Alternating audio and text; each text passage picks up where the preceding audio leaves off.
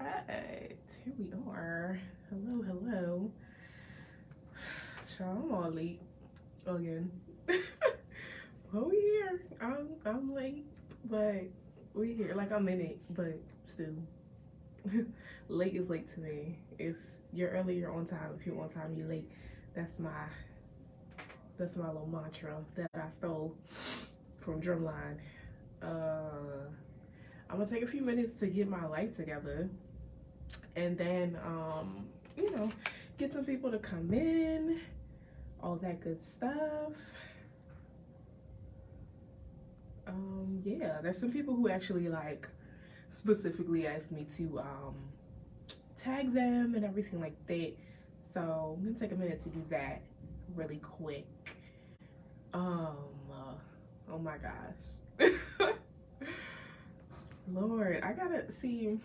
I thought I left the house in enough time. Hey, mom. Oh, yeah, I thought I left my house in enough time. Um, but traffic and other people, stuff like that gets them in the way. So, yeah, but again, I'm here. I am here. Lord. Okay, there we go. All right, let's share it. I'm sharing it on my personal page.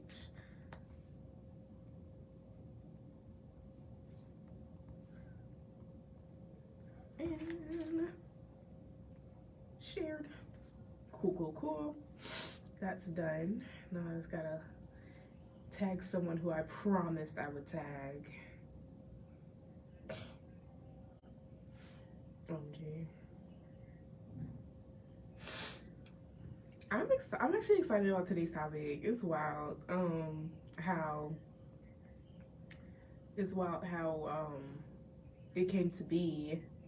Actually, I was prepared to. Actually, I didn't really know what I was gonna talk about, but um, 1 second. There she is. I'll add a heart.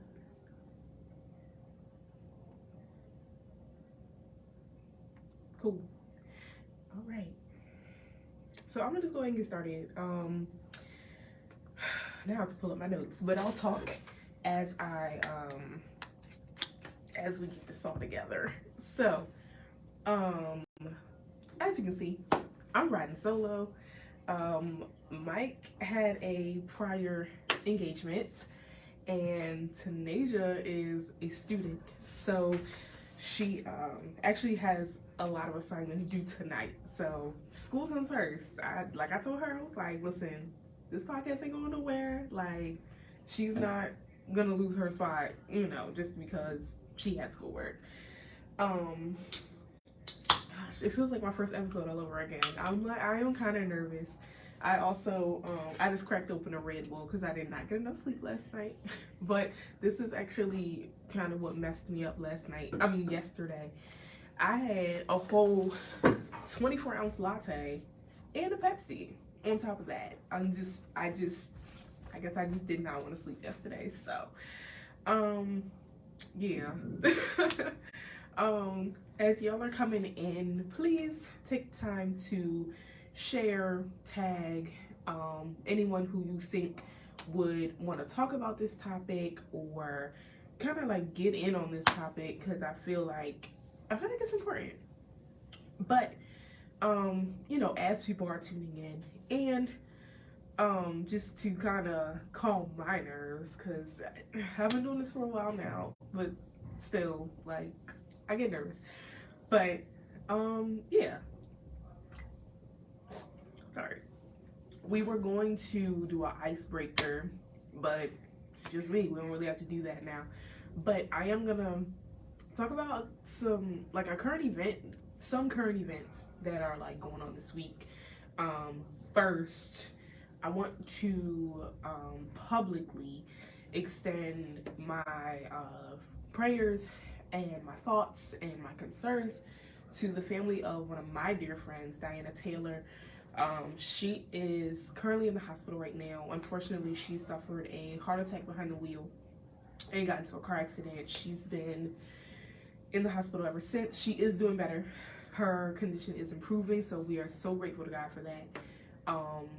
Yeah, I'm good friends with her, good friends with her twin brother as well. We used to sing on his choir, and it was good times, very good times. We used to ride to like events and rehearsals together, and it was just really, really fun.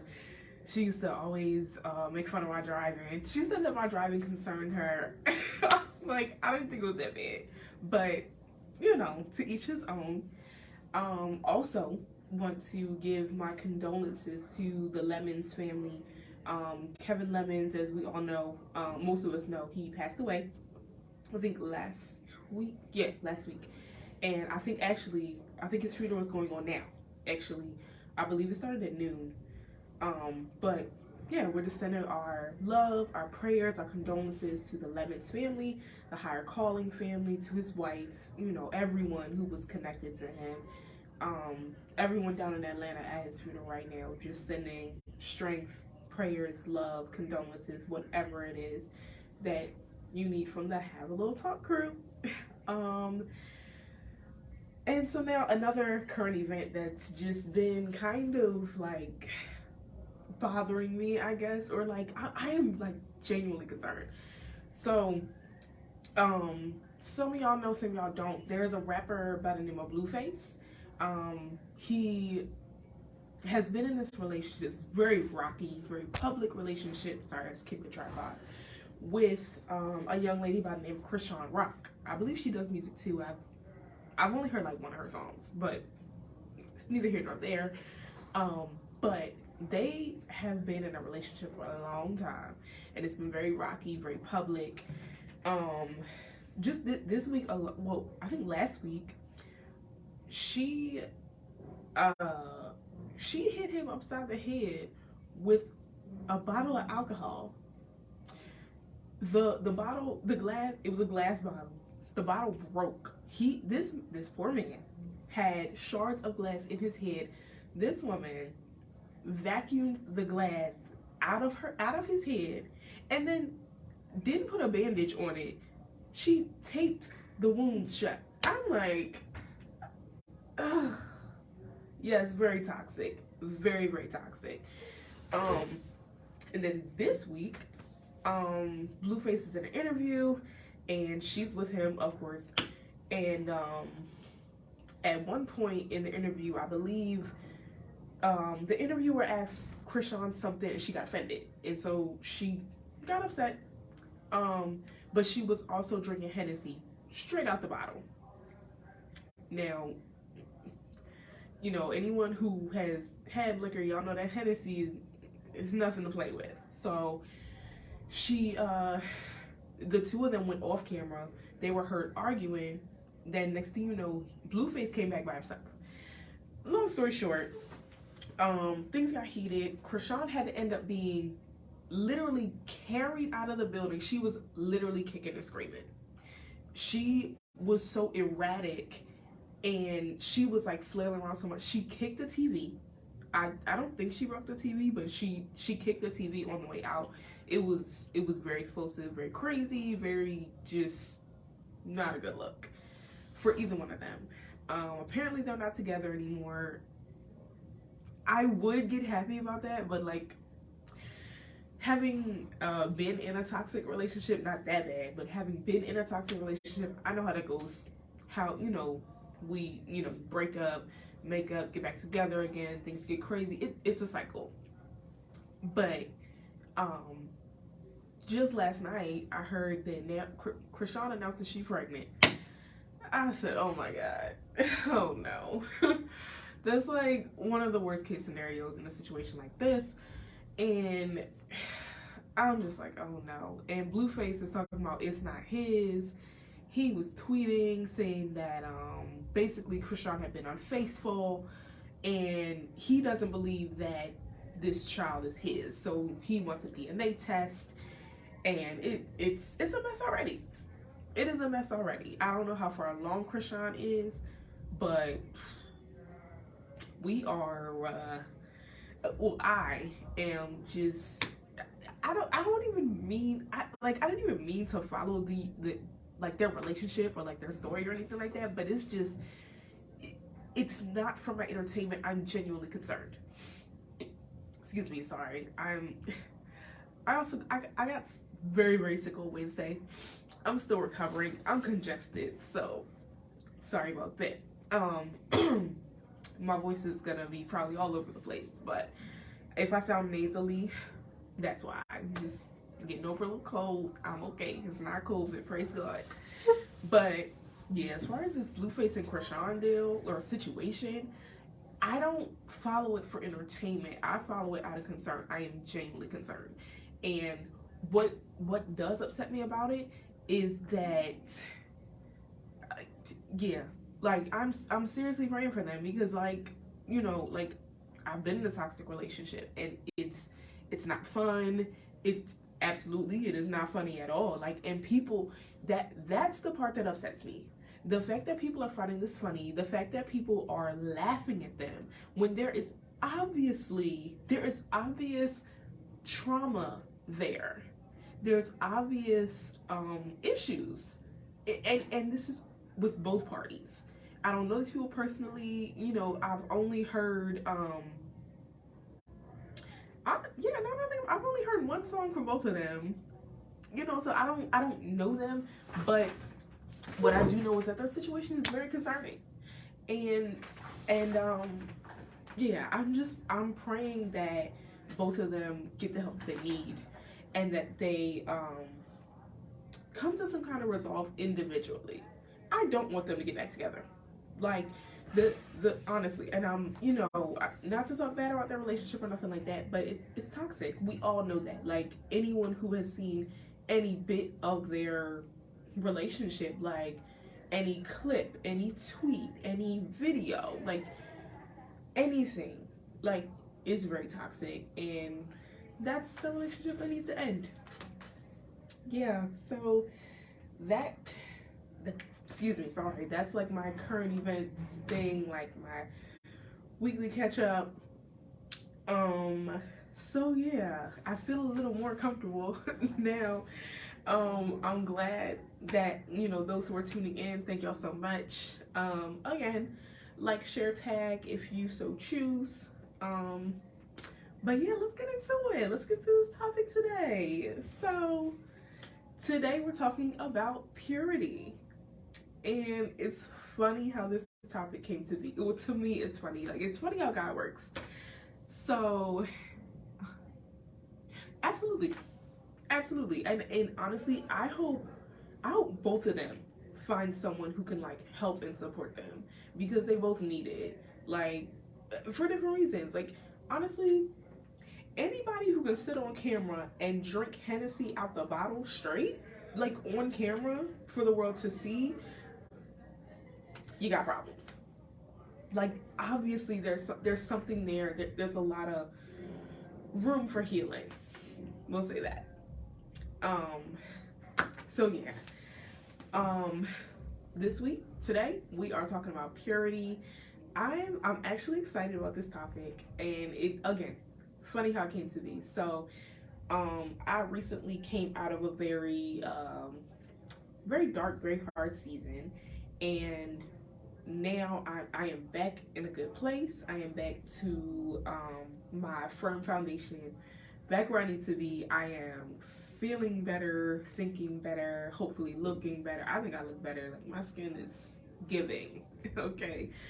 But yeah, my skin, listen, I had like really bad acne, and I honestly, that could have been part of like that whole dark season. Like, honestly, when you have people stressing you out, like, trust it. Like, listen, my skin is clear. I looked in the mirror yesterday, like my hips done went in a little bit. I was like, okay, listen, I'm getting back in shape, all that good stuff. So I'm happy. You know, I'm in a much better place. So, excuse me. I have been spending a lot of time with God, praying, just like being in His presence, you know, journaling, writing to Him, verbally speaking to Him, and just letting Him speak to me as well.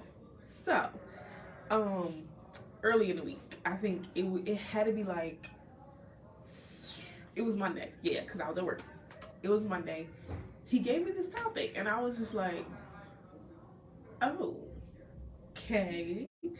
It caught me off guard because, like, if you've been following the show, like, we've been talking about, like, healing and wellness and things like that, and, like, mental health, that kind of stuff. So I was planning, while I did not have a topic in mind, I was planning on kind of, like, staying on that wave, riding that wave, but I did say I was going to ride that wave until, you know, God said otherwise, or I was given something else. So I was literally given something else. He gave me purity, and immediately I had some concerns because I was just like, well, God, I just got back together. Like, I just got myself back together. So, like, are you sure you want me already talking to the masses or the audience about purity? And then, like, I also was thinking about, like, my co-host Tanasia, you know, I didn't know what she was gonna think, you know, like, nothing. Like, I had a lot of concerns. So, like, I literally, instead of, like, stressing about it, like I normally would, I just took time to, again, like, be in God's presence, and just, like, I was honest with him. Like, what I do is, like, I put on gospel music. Sorry, I just want to, like, turn this a little bit because, like, all right. Anyway, so I put on gospel music, and, like, even though I'm at work, like, I work at the front desk, and, like, I don't really blast the music anyway, so it doesn't really disturb anybody. But and it's gospel music, like, no one really gets offended by that. But yeah, I put on some gospel music. You know, I just took time to really, like, sit in God's presence, and I just wrote out how I was feeling. This was on Monday. I was just like, God, I know you want me to talk about purity, but I'm concerned about this, that, and the third. Literally listed it, laid it out. And he was, God was not moved by none of my concerns. He was just like, okay, and I still want you to talk about it.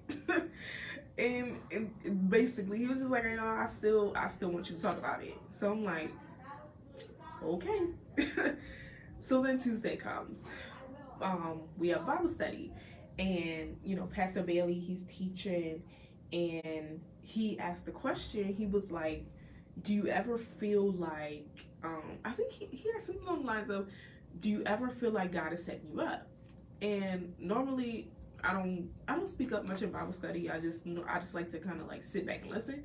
But this time I spoke up, and I was just like, I basically, like, said the same thing. I was like, you know, y'all know I got this podcast going on. I was like, I feel like God is setting me up right now.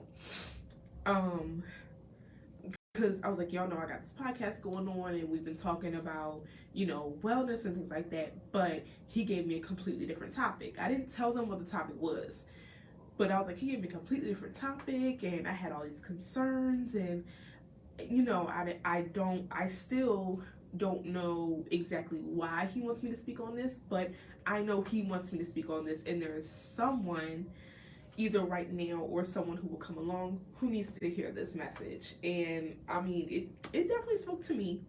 I've always believed, you know, as not even a minister, like, before I even became a minister, I always believed that whenever you're given a message, it ministers to you first and then to others.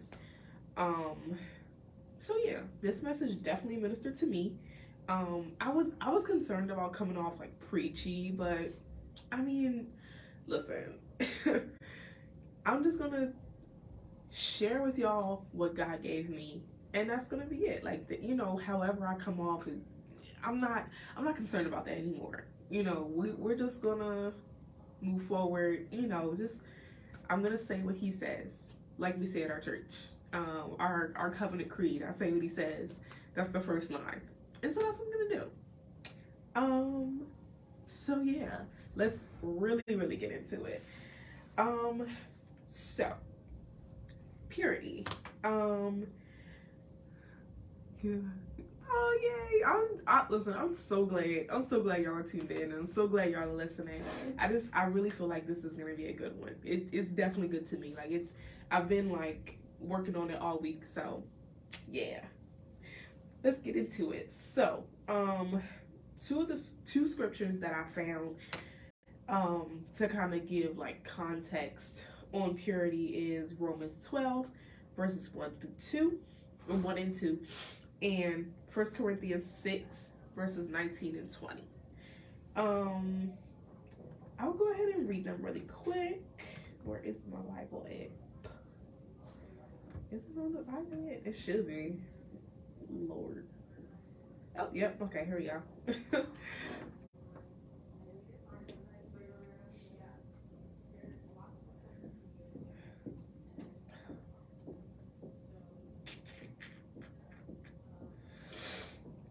Okay.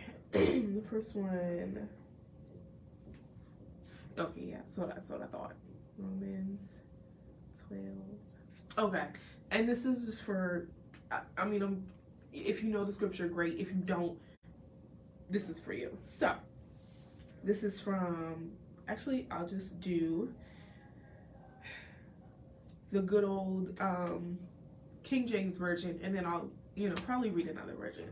But Romans 12, verses 1 and 2, reads as thus. I beseech you, therefore, brethren, by the mercies of God, that ye present your bodies a living sacrifice, holy, acceptable unto God, which is your reasonable service. And be not conformed to this world, but be ye transformed by the renewing of your mind, that ye may prove what is that good and acceptable and perfect will of God. That was the King James Version of Romans 12, 1 and 2. I like the New Living Translation, but I like a few, actually. There's a few different ones that I like. I'm going to read the Amplified Version. So that one reads, therefore, I urge you, brothers and sisters, by the mercies of God, to present your bodies, dedicating all of yourselves, set apart as a living sacrifice, holy and well-pleasing to God, which is your rational, logical, intelligent act of worship. And do not be conformed to this world any longer with its superficial values and customs, but be transformed and progressively changed as you mature spiritually by the renewing of your mind, focusing on godly values and ethical attitudes, so that you may prove for yourselves what the will of God is, that which is good and acceptable and perfect in his plan and purpose for you. That's, again, Romans 12, verses 1 through 2. And the other one is 1 Corinthians 6, verses 19 through 20. And I'm going to take a sip of Red Bull while I find that. Here we are. Okay. We'll just read the Amplified Version. Do you not know that your body is a temple of the Holy Spirit who's within you, whom you have received as a gift from God, and that you are not your own property? You were bought with a price. You were actually purchased with the precious blood of Jesus and made his own. So then, honor and glorify God with your body. So those are the two scriptures that I found that kind of like supported this message. So, I'm just gonna go ahead and just read to you guys what I wrote. These are my thoughts on purity. So I'm gonna start with like giving you guys a visual. So imagine this: you're looking for a house, somewhere to live or dwell in. You find a property, contact a realtor, and schedule a tour. The day of the tour comes and you're so excited. You get to the property and the outside looks amazing. You're bubbling over with excitement at this point until you enter the house. You go inside and the interior does not at all match what you just saw outside. The rooms aren't clean. The wallpaper is falling off, revealing a hideous paint job. You turn on the water and it comes out brown instead of clear. And to top it all off, the previous resident is still living there. I mean, like, actively living there, in the living room, watching TV, eating snacks. Like, still there. That sounds horrific, doesn't it? If that were to happen to you in real life, I'm sure you would have quite the reaction. You would not be happy about that. You would be looking at the realtor like, did you know about this? Like, you wouldn't be okay with it, and you wouldn't like it. I think it's safe to say that if that were you, you would not want to live there. I think it's safe to say that. If that happened to me, like, yeah, no, I'd be out of there. Like, you can forget about it. Excuse me. As terrible as that example I just gave sounds, that's how some of us present ourselves to God. I mean, beautiful on the outside, like on the outside, appearing, playing the part, appearing a certain way, but on the inside, we're tainted. We're what did I write? Yeah, that's how we present ourselves to God. On the outside, we look great. We look good. Hair is popping. If you wear makeup, the face is beat. Clothes to the T. Everything. Like, on the outside, though. But on the inside, we're not clean. We're tainted. We have someone else living in there. And just like the scripture said, we are temples for God to live in. God is a jealous God. He doesn't want to share us with anything or anybody else. And even in the natural, like, again, if you went to see a property and the old tenant is still living in there, like, I don't want to live here with them. Like, if they're there and they have no intention on leaving, like, not like there's no boxes in sight, there is nothing packed up, they are like comfortable, like they have no intention on leaving, and the owner of the property has no intention on getting rid of them, you're gonna be like, I'm not about to share this. I'm not about to share this house, this temple, this dwelling place with them. Like, I don't even know them. Like, you wouldn't want that. And God doesn't want that. That's basically what I'm trying to say. That's the 2 and 2 that I'm trying to put together and make 4. We expect God to want to live in the midst of our mess. Again, the Bible says that our bodies are His temple. 1 Corinthians 6:19. In other words, we are the house, and God is the potential buyer. In fact, He's already bought us with a high price. That's the King James Version says that we were bought with a high price. Or was that New Living Translation? Sorry, getting the words mixed up. But it says we were bought with a high price in 1 Corinthians 6, verse 20. It says we were bought with a high price. So His desire is to live and dwell inside of us. And in order for that to happen, we have to reach a state of purity and not just get there, but maintain it. Back to the analogy about the house. If, let's say for whatever reason, you decide to still go through with this purchase and, and this is actually something, this actually happens to some people. Like, I work in a high rise. So, and it's an older building. Like, it was built originally in the 1920s. It's 2023 now. So, like, obviously some repairs have been made and it's, still to code because it's still operational, but it's an old building. So there are some repairs that need to be made. There's some things that need to be fixed. I have the opportunity to submit maintenance requests on behalf of the residents if they either don't know how to do it or don't have time, whatever that is, whatever the situation. They'll have something going on in their house or in their unit that needs fixing. They put in a request, they say what it is, it goes to maintenance. We always ask if maintenance has permission to enter, if they just so happen to not be there.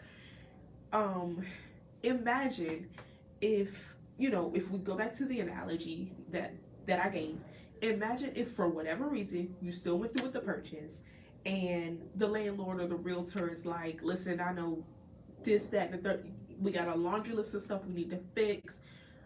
We're gonna take care of it before your move-in date. And you're like, okay, all right, I hear you. Okay, cool. You hold them to it. Your move-in date comes, and I don't know, the old tenant is gone, but their stuff is still there. And it's just like, dog, you said like you said this would be gone. Like, excuse me, it's like this place is mine now. Like, I want to make it my own. I want to put my stuff in here. I can't do that if the old tenant stuff is in here. Like, I don't want to sit on their couch. I have a couch that I want to bring in here. You know, like things like that. Or let's say you move in and you go to take a shower. Remember, the water was coming out brown. How about when you turn on the water, it's still coming out brown? How in the world are you gonna clean yourself in brown? Like, nobody wants to do that. So, the property, exactly, yuck. It's disgusting.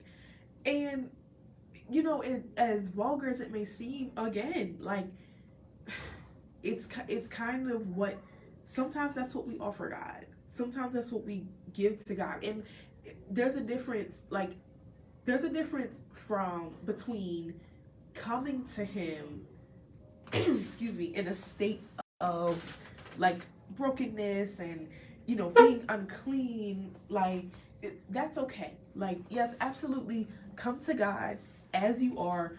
Bring him those burdens, those issues, those hang-ups, whatever it is that's tripping you up.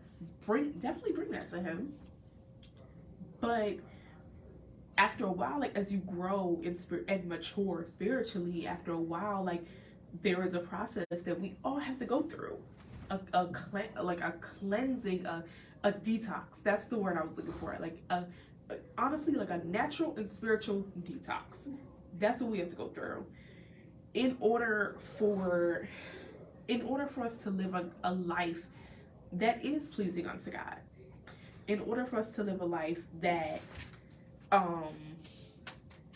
in order for us to be those temples that he can dwell in, a place that he feel like, when you live somewhere, you want to feel safe, you want to be comfortable, you want to feel welcome, you know, and that's not going to happen if the place is dirty, or the wrong people are there, or excuse me, you have things and people in there that don't belong. Like, you're not going to feel comfortable, you're not going to feel welcome, you're not going to want to be there. You know, when you like purchase a place to live, like house, apartment, condo, whatever, even an RV. And listen, I'm not above buying an RV and living in it, traveling the world. That's on my bucket list. But even that, you want to have a dwelling place that you are looking forward to going to. You don't want to, like, what is the point of buying a place to live and then you're never there? Or it's a place you don't want to go to. Like, that, it should be your safe haven. Like, honestly, it should be that. And that's what we want. That's what God wants us to be. Like, just a place, excuse me, where he can dwell, where he can live, and he can live fully. You know, because God is omnipresent. Wherever he is, whether it be in you or in this room, he dwells there fully. It doesn't matter the size of the space, like, he is in and around this place both fully. So we want him to be comfortable. We want him to be welcome. We want him to desire to be there and enjoy himself, just like any other guest who, like, comes over. So, y'all know I love a definition. So, I grabbed a few definitions of the word pure. The first one, and these are all from Oxford Languages, like, the definitions that I found before. Excuse me, gosh, I'm like so congested, my voice is like, ugh. So, the first definition is not mixed or adulterated with any other substance. The second is free of any contamination. And the third is wholesome and untainted by immorality, especially that of a sexual nature. So that's three definitions of pure that I found. So when it comes to being pure, it's not, normally people's mind goes straight to like sex, drugs, alcohol, all that stuff. It's not just that. Um Purity is like, just, it could be anything. It could be something as serious as sex, drugs, alcohol, or something um as small as the music you're listening to. It's all about, in my opinion, it's all about capacity, like your capacity and what you can handle. Um, and since we're talking about living for God, we're on a journey. We're on, you want to stay on the right track. So anything that will cause you to like waver or second guess or even consider possibly stepping off or stepping away from the life God has for you, that's a threat. It's a threat to your purity, it's a threat to your walk, it's a threat to your ministry. It's just an all-around threat. And it's best to avoid that. Purity is a lifestyle that we choose to live every day. Becoming pure is a journey in itself, and it's easier said than done. Trust me. Like no, seriously, like off script. I literally just came back. Like I was just restored back to a place of purity, and I'm so grateful for it. Like I've been restored back to a place of purity, but now it's my job to maintain it. So, short side story. Because again, like it's so crazy how, well, not crazy, but because we know, I know how God operates, also know how Satan operates. So, Monday, God gave me this message. The next day, Tuesday, somebody from my past pops up wanting to catch up, and I'm like, what do you want? Like in my head, I'm just like, what do you want? So they felt the need to update me on their life. Mind you, me and this person have not spoken in months. It was like, I'm just like, okay, whatever.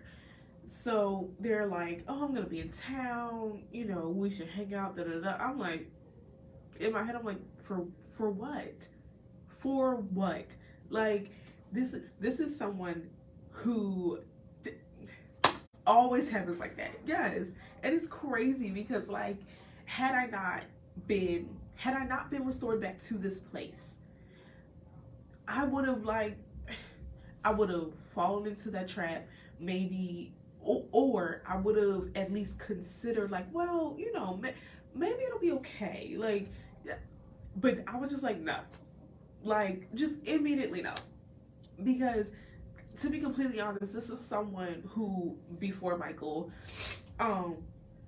this is someone that I was in a sexual relationship with. Again, before Michael.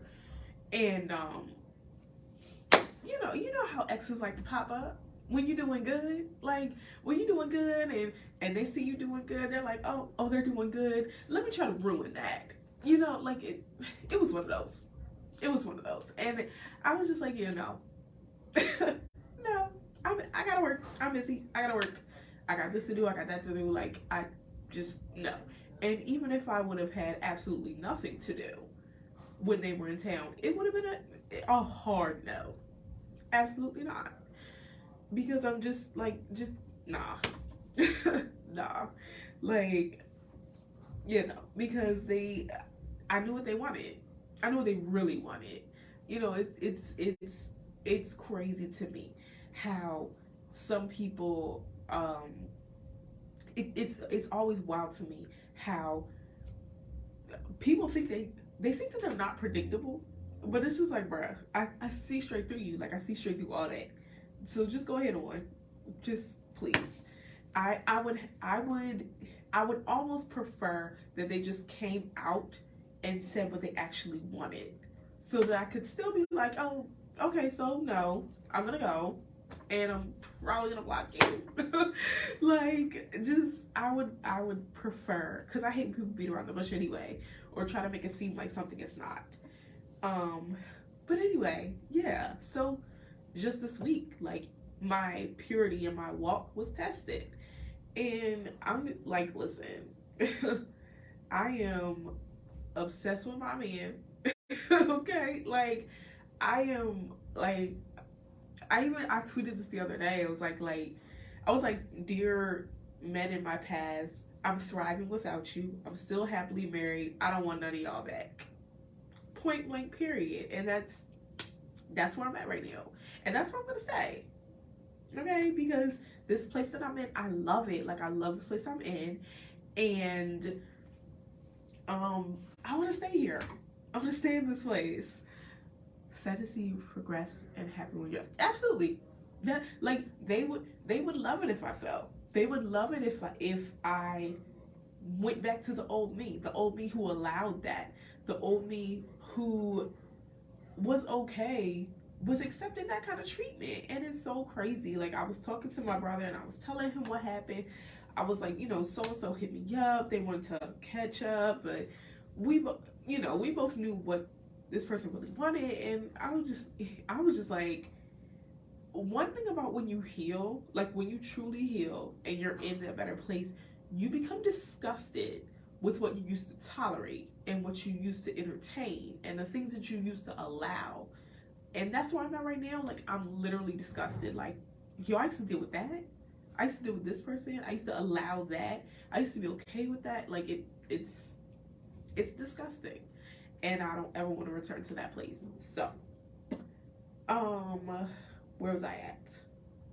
Okay, so we talked about mental health, healing, recognizing red flags, and setting boundaries. All of these things help to get you on track to fulfilling your purpose, but what helps us stay there is living a life of purity. If we stay around the things and people that cause us to slip up, we'll continue to repeat the same cycles over and over again. Now, I'm sure I'm not the only one who has circled the same mountain time and time again. After a while, it becomes annoying. It becomes draining, very tiresome. You get tired of it. Like, honestly, like, and one thing about when you really get tired of a situation or a person or even yourself, when you really get tired, you do something about it. You do something to change it, and you do something to kind of, like, I guess, get out of it and do better and be better. And that's what I did. Like, I took time to pray to God, because I know some of what this year is bringing for me and for my husband, for us. And at the time, I was just like, yo, I'm not ready. Like, I can't be an effective minister. I can't be an effective pastor's wife. I can't be an effective preacher like this in the state that I was in at that time. And so I was just honest with God. Like, I told him, I was like, listen, this is where I'm at right now. I was like, either you are going to have to completely transform me from the inside out, or I'm going to end up walking away. That is honestly where I was at. That's where I was at. Because I just felt like, where I was at, like, I knew I wasn't ready. Like, in the state that I was in, I can't lead nobody. I couldn't preach to nobody. I was like, I can't even cut a two-step. Because, like, I do love to dance, and I do dance often. And, like, I didn't even think that I could do that. Like, I was just like, how am I gonna do that in this state? How am I gonna do that and be effective? Because one thing about me is, if I'm going to minister, I want to be effective. Like, I want it to, not that I'm like looking for a reaction from people, but I want to make some kind of impact. I want God to be glorified, of course. And I don't want to. I've seen so many people, like especially in the dance world, or not industry. I don't want to call it in the dance ministry, because I've been dancing for a long time. But in the dance world, like we'll call it a world, I've seen a lot of people. They just get up, and all they're doing is just moving. Like there's nothing behind it, and you can tell. Like there's no, I mean nothing, just dead behind the eyes. Just nothing. Like they get up there and dance, and it's almost like they don't want to be there. Like if somebody forced you or something, like just say that and don't get up. Like I, and I'm that type. Like I'd rather not get up than get up there and give God a mess, or embarrass myself, or have people looking at me like, yo, what is she doing? Because those who know me and worship and fellowship with me, they know what I'm capable of. They've seen me, dance under the unction of the Holy Spirit, and like, God has moved and people were touched and things like that. That's what I want. So I don't want to give God half of anything, or subpar or mediocre anything. So yeah, I was real with God, and I told him, you're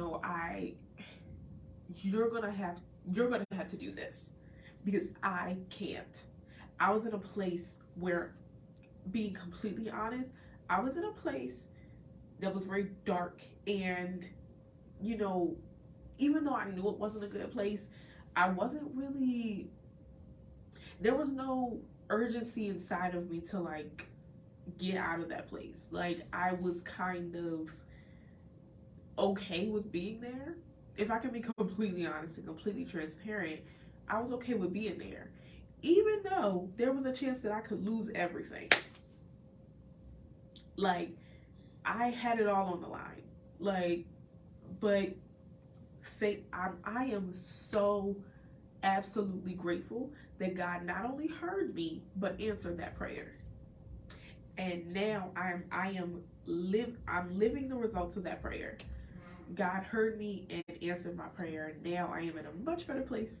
I'm thinking clearer, I'm hearing clearer, I'm seeing clearer. Even though I'm congested, I am even breathing clearer. Just everything is just, I have a lot more clarity, and I feel like I am myself again. So I'm grateful, very, very grateful. So there's a few questions that, because originally it was going to be me and Tanasia, but so I listened to a few questions about purity, just to kind of, answer any questions that you all might have, or that somebody else might have, or someone might be wondering about purity or living a clean life. So I'm just going to read through those and answer them to the best of my ability, and then we're going to go from there. Keep moving forward. So I kind of already answered this first question, but I do have another analogy that I like to use. The question is, how would you define or describe purity? So I already gave the analogy of the house that looks good on the outside, but on the inside is basically toe up. Another way, excuse me,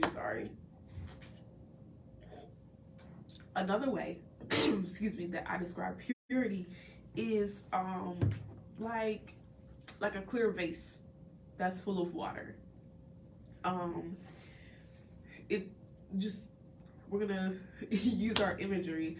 So a clear vase that's full of clear water, it's pure. You could see right through it. It's, holding everything together, and it looks good on the outside and the inside. You can see everything. That's what it looks like in its pure state. Now imagine somebody kind of like taps the vase with a little hammer or something like that, and now there's a crack in the vase, and then somebody else comes along and taps it, and the crack gets a little bigger, and now there's water leaking out. No matter how much more water you put in there, eventually it's going to drain out until that crack is filled.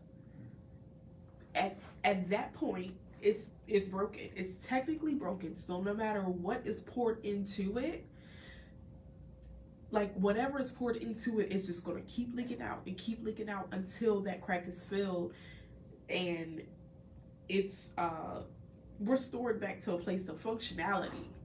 And I guess we can call it wholeness. It won't be exactly the same again, but it'll be functional again, and it can serve its intended purpose. Also, we have this clear vase, and let's say somebody, I don't know, spills a little soda in there, and now instead of the water inside being clear, now it's a little the color's a little off. You know, it's not pure anymore. So if you want it to be pure again, whatever made it dirty, you now have to get it out. So it has to go through a cleansing process. You have to basically take out everything that made it dirty, and then fill it back up again with the right things, with the right stuff. You have to fill it back up again with that clean water, that pure water, to get it back to that place of purity. That's how I describe it.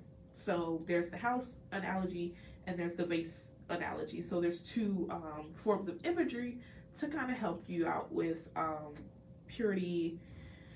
The next question is, what does it mean to live a clean life? For me, I think, in my opinion, what it means to live a clean life is I feel like it looks different for everybody. But basically, when you're living a clean life, you're living one that's pleasing unto God. You're living one that is one that's authentic. I would say that you're living an authentic life that is not just honoring God, but honoring you. When you want to live a life, like living a clean life is authentic. It's living an authentic life that is not only honoring God, but honoring you. Because when you are living that clean life, and I'm kind of getting ahead of myself, but when you're living a clean life, and you live a life of purity, you're not just honoring God, you're honoring yourself.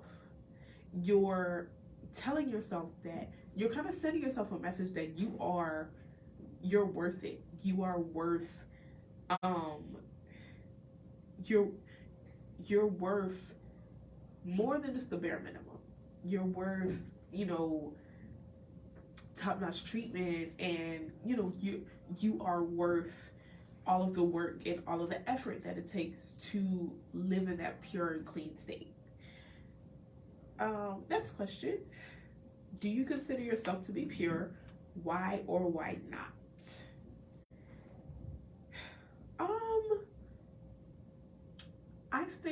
I think at this point, like in the place I'm in right now, yes, I would consider myself to be pure, but again, like I'm in a place of maintaining it.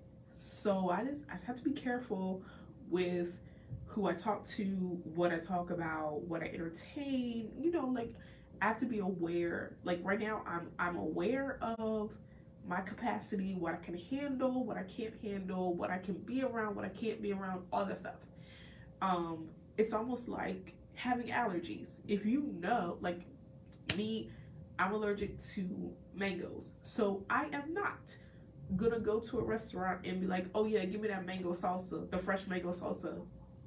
No, because next thing you know, my whole face is gonna be swollen, my eyes are gonna be swollen shut, everything's gonna be itchy.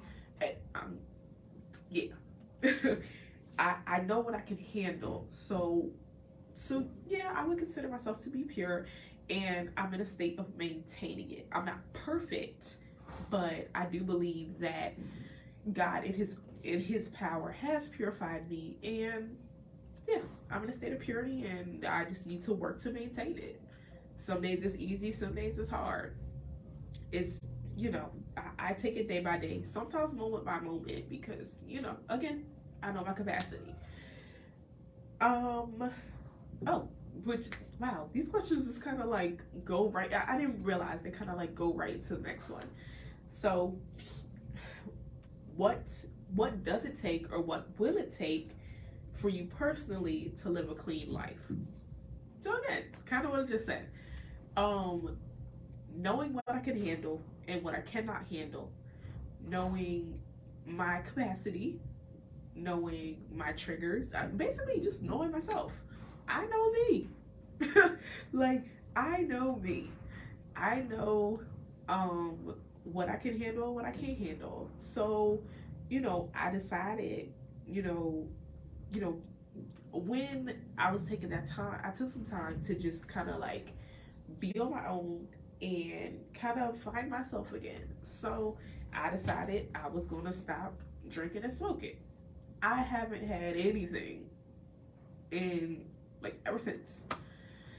Um, and I'm not. I was never like addicted or like dependent on it. So there's no like withdrawals or anything like that going on. So I'm good. Like I know I know me personally, like in the past, when I'm in that altered state, like when I'm like drunk or high, I don't make the best decisions.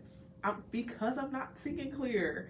Like, 1 minute I'm chilling, the next minute I'm like dancing on top of a chair. Like, like it's just you just I'm very unpredictable. I don't know what I'm gonna do next. I don't know what I'm gonna say. I don't know what I'm gonna do. Like, bruh, I have ended up in some crazy situations as a result of me being inebriated. I don't want to do that anymore. I don't want to be that person anymore. So now, um, I have refrained from it. I don't consume it. I don't even look at it. Like, Mike and I went out last weekend. Actually, we went to Wonder Spaces. I've been wanting to go there for the longest time. It was amazing. I sorry, I'm getting off topic for a second, but I I made a whole video about it and like a little mini vlog or whatever. I'm gonna upload that later. But anyway, we went to Wonder Spaces and the first thing they tell us is, "Oh, the bar's right there," and I'm like, I wasn't looking for no bar. Like I'm like I don't. And they had all kinds of like cocktails and stuff like that. But then I saw on the other menu they had mocktails, like like virgin drinks, and I was just like, I'm gonna get one of those. And I did, and it was so good. It came in a souvenir jar, so like I got to take it home. I love a good souvenir, so I was happy about that. And so I had my little mocktail. We walked around the museum, looked at the exhibits and everything like that, and had a good old time. In my right cognizant mind, had a great time. And then we went out to eat after. It was great. Like, and I'm glad to say that I'm that's one of the ways that I'm maintaining this life of purity, and that's the way I'm living this clean life, because again, I know what I can handle. um so yeah, there's that. And then as far as people I entertain, people that I talk to, like um I have my I don't I don't have many people that I like consider a friend. Like I have a lot of people I consider family, people who I love very dearly, things like that. But I'm working on the whole trust issue situation. um I am working on like opening up to people again and allowing them into my space a little bit.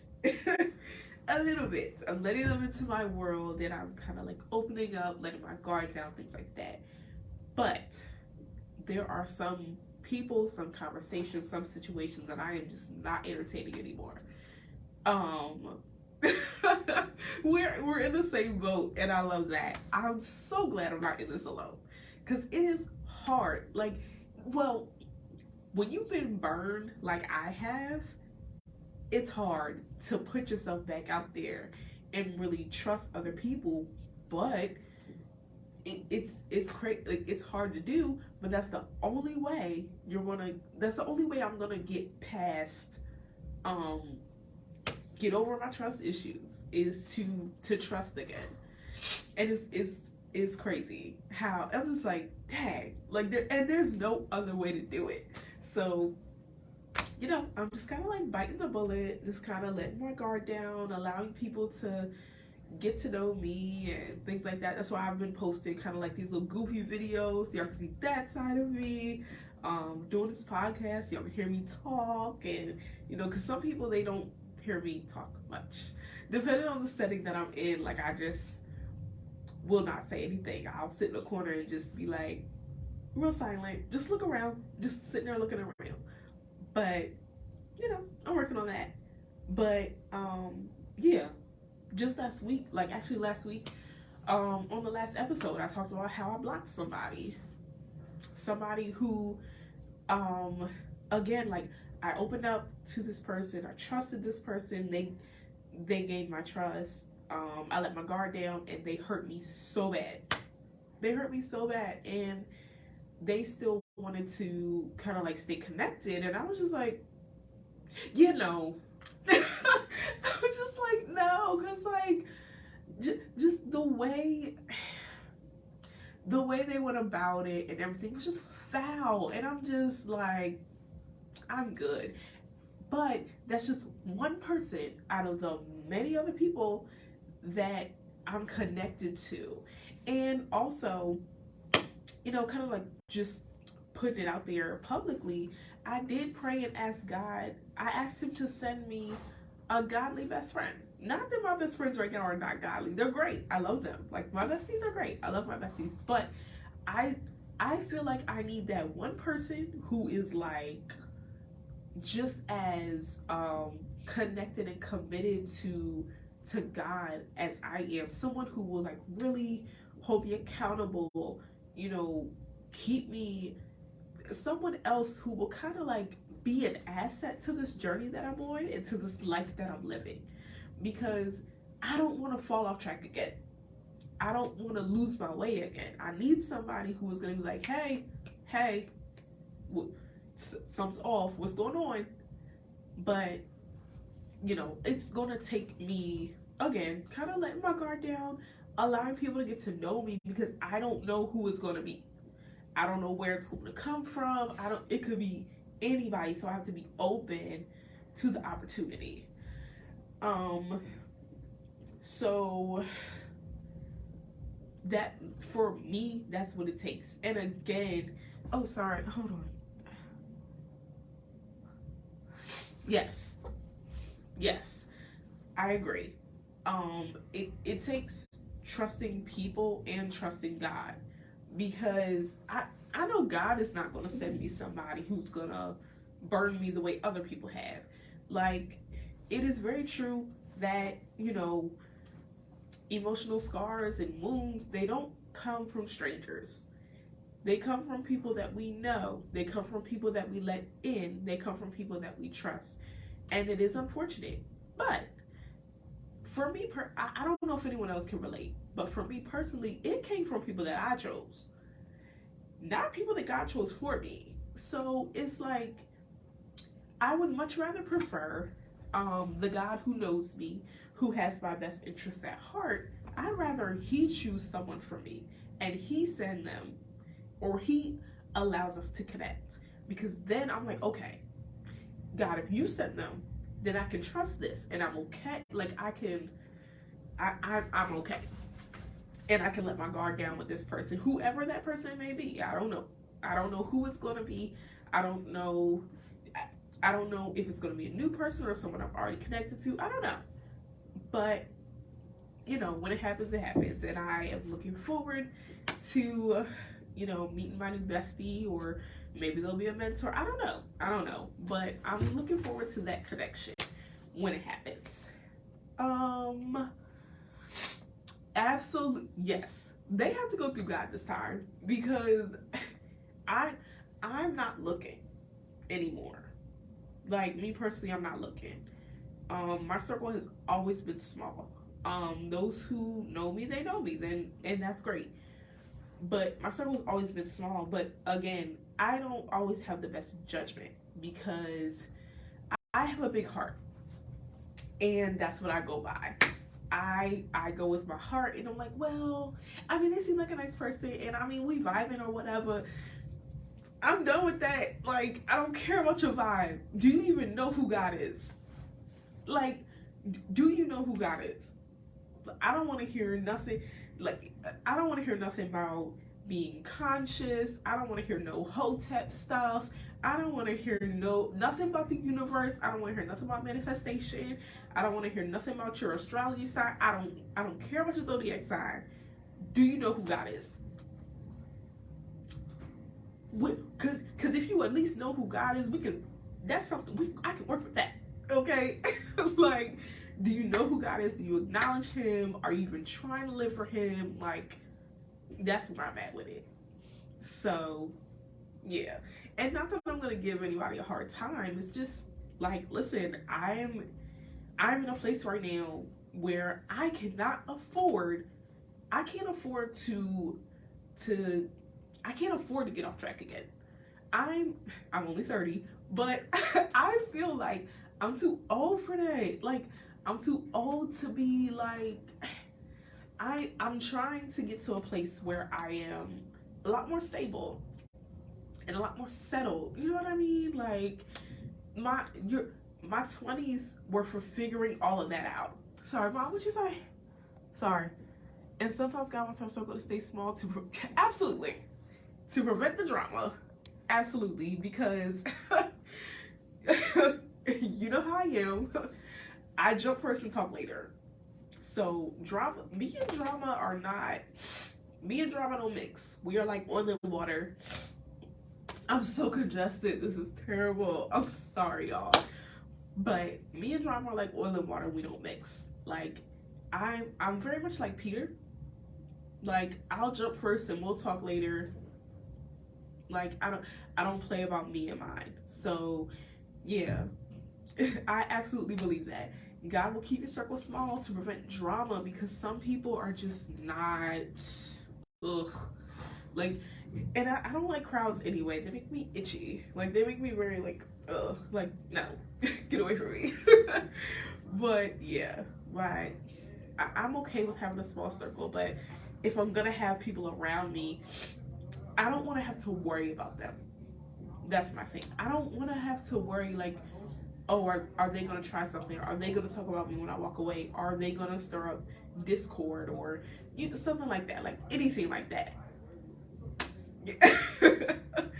Yeah. So, like, that's what it takes for me personally to live a clean life and to stay in this place of purity. Because, again, I cannot afford to get off track again. I can't afford to go back to that dark place. I can't afford to be who I used to be. I am who I am now, and I want to stay here. I love this place that I'm in, and I want to stay here. And anyone in my life is going to have to either support that, or there's gonna have to be some distance, or I don't know. There's gonna be adjustments made, basically. Like, either you're with it or you're not at this point. So, last question. What advice would you give to someone who desires purity but is struggling? So, basically, anybody who is where I was. If you want to live a pure life, it starts with, well, first you have to in order to get well, you have to first recognize that you're sick. So the fact that you even know or recognize the fact that you even desire purity, that's a great place to be.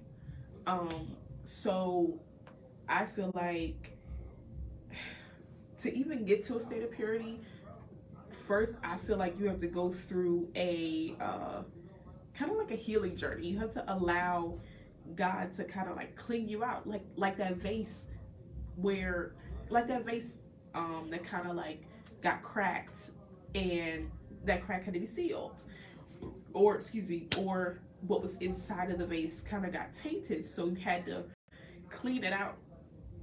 So that's what needs to happen. Like, you have to go through that process of like being cleaned and fixed and just repaired, like any areas that need fixing or cleaning or repairing. Like, you just have to go through that process. It's I see it as a beautification process. And anyone who is into cosmetics or anything like that, like, you already know it's a process. And it's not always pretty, it's not always comfortable. um Sorry, it's a lot going on back there, and I'm trying to like anyway, that's better. So the beautification process is not always comfortable and it's not always pretty. Like, every now and then when I go get my nails done, and I do need to get them done, but when I go get them done, every now and then, they might like kind of snip my cuticle or something. I'm like, ooh, it kind of hurts a little bit. Or when I do my hair, sometimes I do my locks a little too tight and it's uncomfortable, but they came out looking cute. I'm happy with them. I'm gonna have them in for a little while, maybe. I don't know. But, or, if you're, any kind of beautification process, like if you get your eyebrows waxed, or threaded, oh my God, that looks so painful. Like, eyebrow threading looks so painful, but the results are beautiful. So think of it like that. Think of the process like that. It may be painful, it may be uncomfortable, and there will be times when like you might want to stop the process, but the end result is going to be beautiful. You will be in a much better place, you'll be in a much better state, and you'll be grateful for it in the end. Also, again, I would say, like, knowing your capacity. I saw a quote that by Bishop Shante Younger, actually. It said something along the lines of, and I'm paraphrasing because I don't remember word for word, but it said something about like purging your playlist. So for some people that's what it takes, because you have to remember, like, we all have different gates. We have our eye gates, ear gates, like our senses are they can be like portals. So we have to be careful of what we're consuming, what we're listening to, what we're indulging in. Like, again, like I said, I've been staying away from alcohol and things like that. Like, I've been staying away from it because that's what it takes for me. There's conversations I'm not entertaining anymore because that's what it takes for me. You have to know yourself. You have to know, what you can handle, what you can take, what you can't take. And if you're not sure, one thing that is a good indicator are your triggers. Those things that kind of get you upset, get you worked up, they cause you to run to those toxic things and people. Like, be mindful of that and try to steer clear of those things that trigger you. Triggers are also indicators of areas where you need healing. Like, if you find yourself getting worked up, okay, why? Like, if something or someone is hitting a nerve, kind of like take a second to do like a self-assessment. Like, why is this happening? Like, why am I feeling this way? Why did that make me feel some kind of way? And kind of go from there. Sorry. And obviously, it takes a relationship with God. You gotta have a relationship with God, because in prayer and in spending time with Him, and allowing Him to kind of like speak to you or even speak over you, like sing over you, like in that peaceful state, you will gain the clarity that you need. You'll get the answers that you need. You'll get just basically everything you need. You'll get that in spending time with God. I would say definitely find a good like church home, or a good pastor, or someone who will kind of like aid you in that journey, someone who will speak into you, encourage you, keep you on the right track, things like that. And yeah, once you get to that state of purity, you then have to maintain it, and that is your job. Now, getting you pure and getting you clean, that is God's job. Absolutely. He can and he will do it. He did it to me. So I know that he's able, and he's more than willing and more than able to do that. But you have to be open to it. You have to submit to it, because he's not gonna clean you if you keep resisting. Like, it, not that he's not gonna do it, but like, don't make it hard for him. You know what I mean? Like, have you ever tried to like give an animal a bath and they like didn't want to take a bath, and they're just constantly like my dog. I try to give him a bath and he is just like always running from the water, and then always wants to like shake the water off, try to jump out the tub, all kinds of stuff. It's like freaking gymnastics trying to wash this dog. But eventually I do get him clean, but like, he gives me a hard time. And it will be a lot easier if you just stayed still and submitted to it. Just, I'm trying to clean you. Like, I'm trying to get you clean. So just be still, let it happen. But if you desire purity, yeah, that's basically what you have to do. You have to let it happen. You have to let God do the work. And then once he does it, then it's your job to then maintain it. But it takes a life of prayer. It takes consistency. It takes staying before God and do what works for you. If you're not comfortable with walking around the house praying out loud, okay, then don't do that.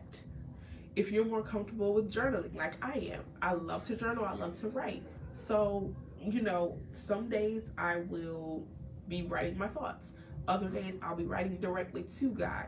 Other days I'll be, taking notes from like a podcast I'm listening to. I'm listening to Permission Talk by Dr. Jackie Green. Very good. And I hope she keeps that podcast going. But it's all kind of stuff in my journal. But you spend time with God in your own way, in a way that works for you. But if you desire purity, that's what I would say. Like, allow God to like clean you out and make you over, and then maintaining that purity by knowing yourself, knowing what you can handle, knowing your capacity, knowing what you can and cannot entertain. That's my recommendation. So we're going to get ready to wrap this up. Those were all the questions. I really hope that this was helpful. I hope this was good to you all. It was good to me, definitely, and I'm so glad that I was able to share this with you all. So,